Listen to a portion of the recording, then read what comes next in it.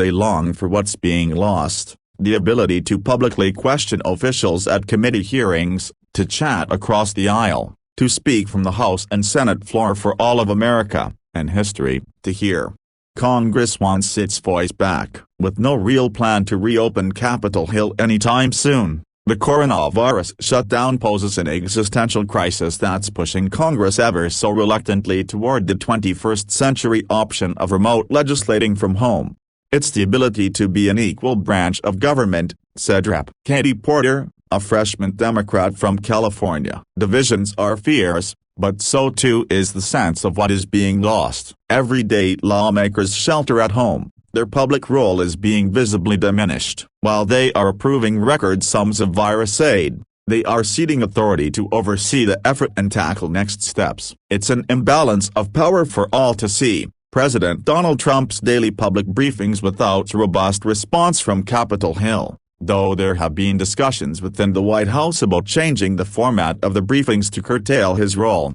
This is a time when oversight is really important, said Rep. Derek Kilmer, D. Washington, a leader of the moderate New Democrats caucus. The pandemic begs for Congress's engagement, virtual or otherwise, he said. Changing the rules to allow lawmakers to cast votes or hold hearings from home would be unprecedented in House and Senate history. The Constitution requires lawmakers be present for most action. The simmering debate cuts across political fault lines. Some lawmakers want to stick with tradition. Others are tech-savvy and ready for change. A vocal band of conservatives insists Congress must reopen now, despite public health warnings, echoing Trump's push to end the shutdown. Others have no interest in returning to the crowded Capitol complex until it's safe. House Speaker Nancy Pelosi, D. California, shelved a proposal for proxy voting this past week after Republicans objected. Once resistant to what she called Congress by Zoom meeting, she tapped a bipartisan task force to present fresh ideas. In the Senate,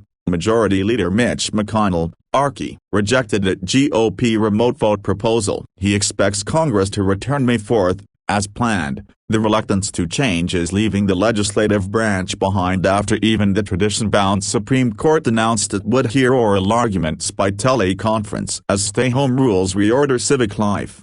It's a huge can of worms, said Sarah Binder, a professor at George Washington University. She said the pandemic provokes a set of issues far beyond the logistics of working remotely. Among them, is it safe to return to Capitol Hill? Can you be present if you appear on a computer screen? But she said, they need a solution if they're not going to be able to come back. Lawmakers say they can only do so much on conference calls and virtual town hall meetings as they assess $3 trillion in coronavirus aid and consider annual spending, defense and other bills.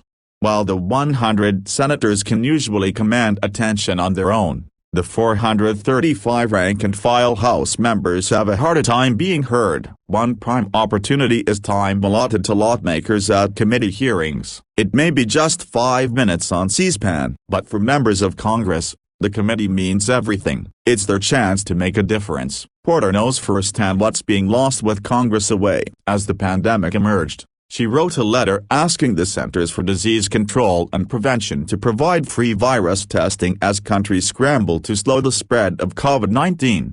They blew us off, she said, but when CDC Director Robert Redfield appeared before the House Oversight and Reform Committee, Porter had her moment. In a video that went viral, she grilled Redfield on whether he would commit to invoking authority under federal law to declare pandemic testing free. He said yes. It wasn't until we got Redfield in front on me, and I had my 5 minutes with the cameras on him, in front of the American people, that I was able to get an answer, she said.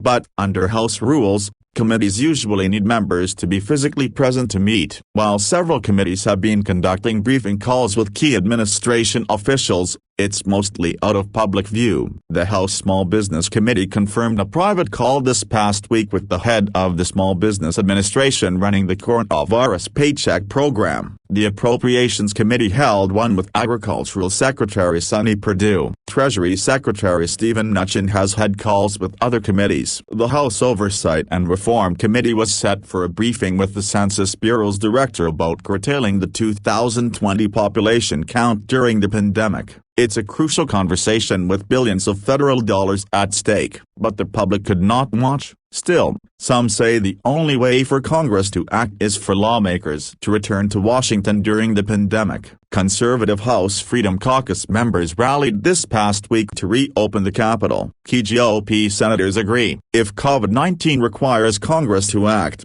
then it requires Congress to convene, said Sen. Mike Lee, of Utah, who self-quarantined last month after sitting near another GOP senator who tested positive for the virus. As the House considers options, one advocate for remote legislating is Majority Leader Steny Hoyer, DMD, who enjoys face time with his grandkids and suggests Congress could do the same. Opening committees is the priority, he told reporters after the task force met. We need committees to act, he said. Even if they can't come to Washington, Hoyer acknowledged how difficult it is for Congress to change. Even during the 1918 Spanish flu outbreak, the House convened to vote, but this is an extraordinary circumstance, he said. He expects an update this coming week. Porter warns that without changes the 535-member legislative branch is being distilled to its most visible leaders, a four-person Congress, she said. Technology is not disruptive to the founders' idea, she said. It's limiting the technology that is consolidating power in a small number of people, she said, which is what they were worried about when they created the House of Representatives.